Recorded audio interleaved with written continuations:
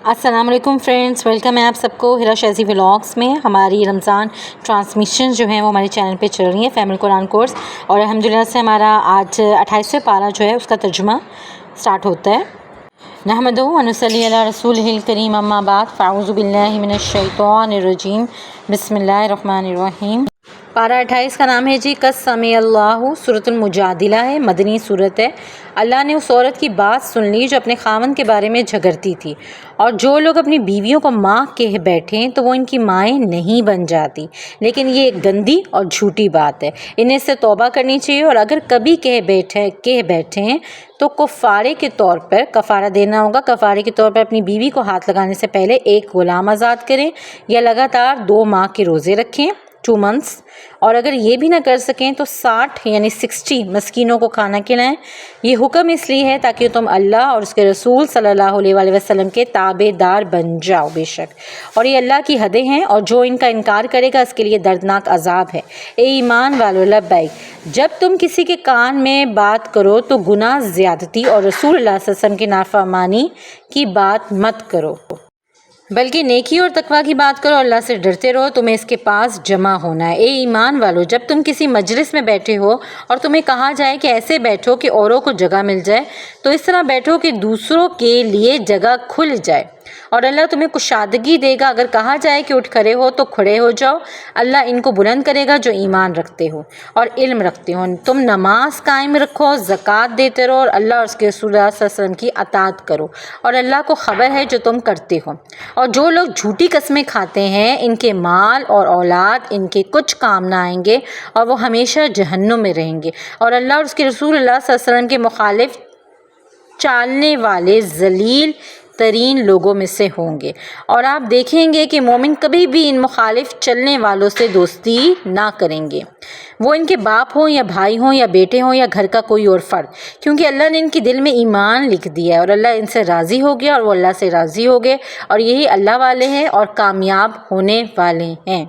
सूरह हशर स्टार्ट होती है, मदनी सूरत है। जो लोग अल्लाह और उसके रसूल सल्लल्लाहु अलैहि वसल्लम के मुखालिफ हुए, इनके लिए सख्त अजाब है। और रसूल सल्लल्लाहु अलैहि वसल्लम जो कुछ तुमको दें उसे ले लो, और जिस चीज़ से मना कर दें उसे छोड़ दो, और अल्लाह से डरते रहो, बेशक अल्लाह का अजाब बड़ा सख्त है।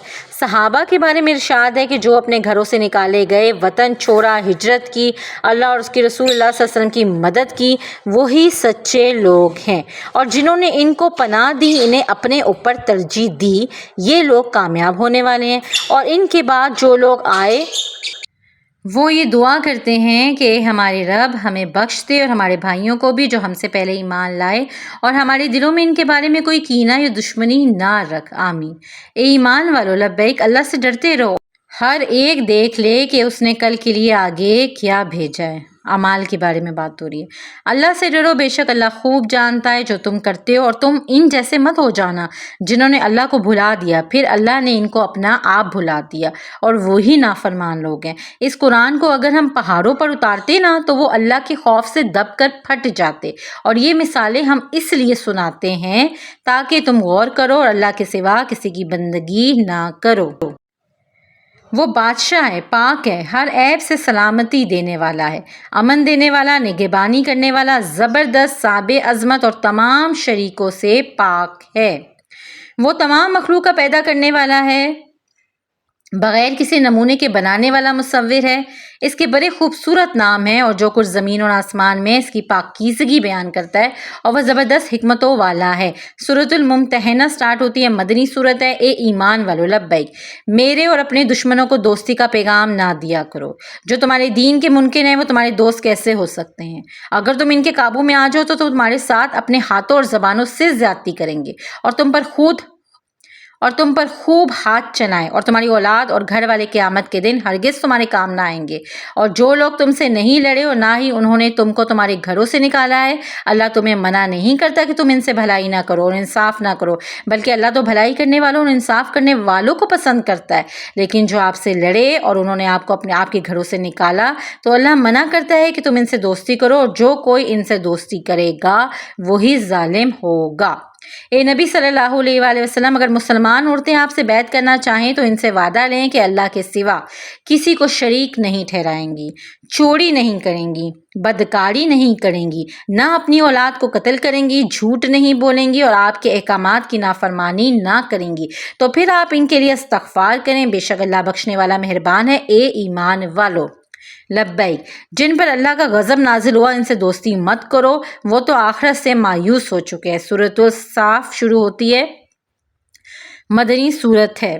اے ایمان والو، لبیک، وہ بات کیوں کہتے ہو جو تم کرتے نہیں ہو، اور اللہ پسند فرماتا ہے ان لوگوں کو جو اللہ کی راہ میں سیسا پلائی ہوئی دیوار کی طرف صف باندھ کر لڑتے ہیں۔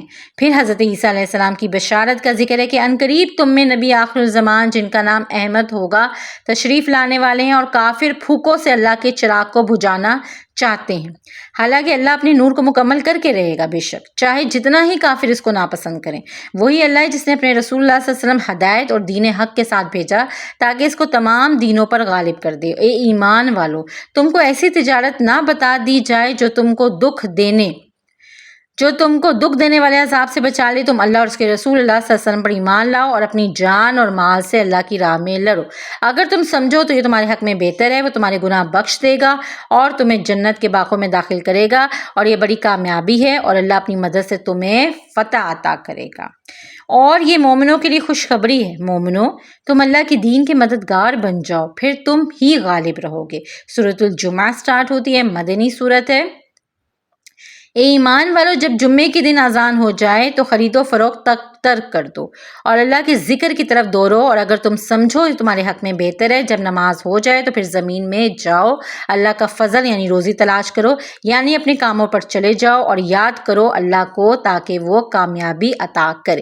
سورۃ المنافقون، مدنی صورت۔ اے ایمان والو، تمہارے اور تمہارا مال تمہیں اللہ کی یاد سے غافل نہ کر دے، اور اگر تم ایسا کرو گے تو نقصان اٹھانے والوں میں سے ہوگے، اور تم اللہ کی راہ میں خرچ کرو اس سے پہلے کہ تمہیں موت آ جائے، اور تم کہ کاش مجھے کچھ مہلت مل جاتی اور میں کچھ خیرات کر لیتا، مگر اس وقت تمہیں ہرگز مہلت نہ دی جائے گی، اللہ خوب جانتا ہے جو تم کرتے ہو۔ سورۃ التغابن سٹارٹ ہوتی ہے، بہت فضیلت ہے اس کی، مدنی صورت ہے۔ وہی ہے جس نے تم کو پیدا فرمایا، پھر تم میں سے بعض نے انکار کیا اور بعض ایمان لے آئے، اس نے تمہاری کیسی اچھی صورت بنائی، اسی کی طرف تمہیں لوٹ کر جانا ہے، پھر تمہیں بنایا جائے گا جو تم کرتے تھے۔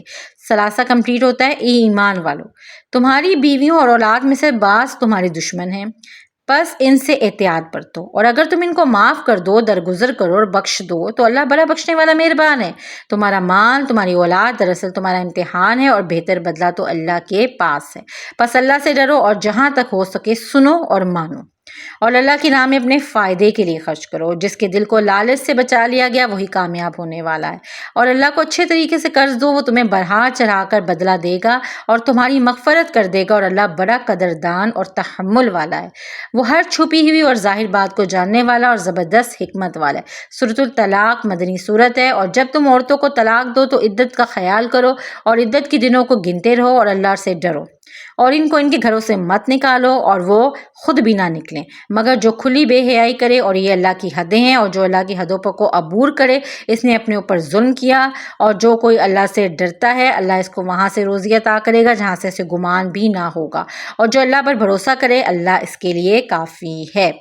آپس میں ایک دوسرے کو نیکی سکھاؤ اور اچھا بدلہ دو، اور یہ قرآن ایک نصیحت ہے۔ سورہ تحریم، مدنی صورت ہے۔ شان نزول اس کا یہ ہے، ایک دن حضور پاک صلی اللہ علیہ وسلم نے ام المومنین حضرت زینب رضی اللہ عنہ کے ہاتھ سے شہد پیا تھا جو آپ کو بہت پسند تھا، مگر دو بیویوں کو رشک کی وجہ سے یہ بات پسند نہ آئی۔